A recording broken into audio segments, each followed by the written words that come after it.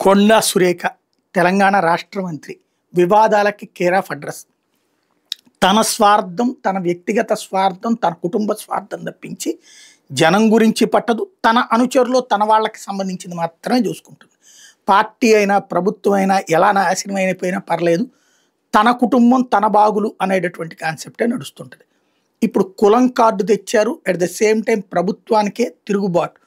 ఏంటయ్యా అంటే కొండా సురేఖ కుమార్తె సుస్మితకి టికెట్ కావాలి, వీళ్ళ కుటుంబంలో మురళీకో టికెట్టు, సుస్మితకో టికెట్టు, సురేఖకో టికెట్ ఇచ్చేసి వీళ్ళందరినీ గెలిపించేసేసి ఆ పైన వీళ్ళకి మంత్రి పదవి, వీలైతే సీఎం పదవి కూడా ఇచ్చేస్తే బాగానే ఉంటుంది. ఇప్పుడు అట్లాంటిది అవకాశం లేదు. ఆ సుస్మిత విషయంలో ఈ వ్యవహారం నడుస్తూనే ఉంది. మొన్నటిసారి కూడా టికెట్లకు సంబంధించినటువంటి ఇష్యూలో ఇప్పుడు ఆమె ముందుకొచ్చింది. ఇక అంటే తల్లిదండ్రుల్ని రాజకీయ సన్యాసం తీసుకుని ఆ పోస్ట్ తీసుకోవాలని ఆమెకి లేదు.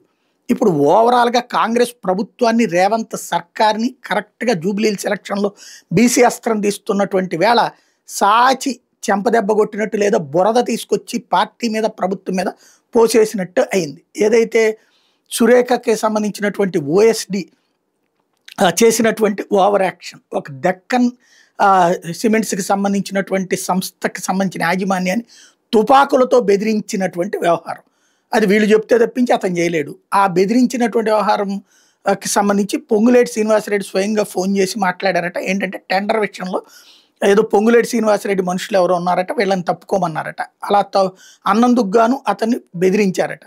ఉత్తమ్ కుమార్ రెడ్డి ఐజీకి లెటర్ రాస్తే అది ఆధారంగా ప్రభుత్వానికి నివేదిక ఇస్తే ప్రభుత్వం అతన్ని రిమూవ్ చేసేసింది ఉద్యోగం నుంచి. నిన్న పోలీసులు వాళ్ళ ఇంటికి వెళ్ళారు, అరెస్ట్ చేయడానికి ప్రయత్నించారు. అతన్ని వెంట పెట్టుకుని, తన కారులో వెంట పెట్టుకుని పొన్నం ఇంటి దగ్గరికి, పలువురు బీసీ మంత్రులు ఇళ్ళ దగ్గరికి పరుగులు పెట్టింది కొండా సురేఖ. దీన్ని మొత్తం రచ్చ చేయాలనుకుంది. తద్వారా బీసీలకు అన్యాయం జరుగుతుందని ప్రచారం చేయాలనుకుంది. పాప మంత్రులు పారిపోవాల్సి వచ్చింది ఇళ్లలో నుంచి. ఎవరిళ్ళకి వెళ్ళినా ఈమెకి లేరని చెప్పి పంపించేటటువంటిది, వాళ్ళు ఇంట్లో ఉన్నారు లేకపోతే వస్తుందని తెలిసి అక్కడి నుంచి జంప్ అయిపోయారో జరిగిపోయింది. తర్వాత పోలీసుల దగ్గర దబాయించింది సుస్మిత. మీకు ఎవరు చెప్పారు అంటే ఇట్లాగా ఐజీగా చెప్పడం ఏంటి, ఇట్లాగా ఆయన లెటర్ రాశారంటే కంప్లైంట్ మీ వెంటనే ఉత్తమ్ కుమార్ రెడ్డికి అడిగితే ఉత్తమ్ కుమార్ రెడ్డి కంప్లైంట్గా చేయలేదు అని చెప్పారట. కంప్లైంట్ ఇవ్వలేదు కదా, లెటర్ అన్నటువంటిది లెటరే కంప్లైంట్గా తీసుకున్నారా లేకపోతే ఏం జరుగుతుంది అన్నది తేలాల్సి ఉంది. బట్ అక్కడ కంప్లైంట్ ఆయన కాదు కదా ఇవ్వాల్సింది, ఎక్కనోడు ఇవ్వాలి.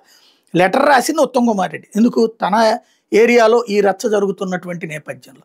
కాబట్టి ఇప్పుడు దాంట్లో ఉత్తమ్ కుమార్ రెడ్డి ఏంటి, రోహిణి రెడ్డి ఏంటి, పొంగులేటి సుధాకర్ రెడ్డి ఏంటి, రేవంత్ రెడ్డి ఏంటి, రెడ్లంతా కలిసేసి బీసీలను అణగదొక్కేస్తున్నారు. ఇందులో ఒక కొత్త కులపు కార్డును తీసుకొచ్చారు.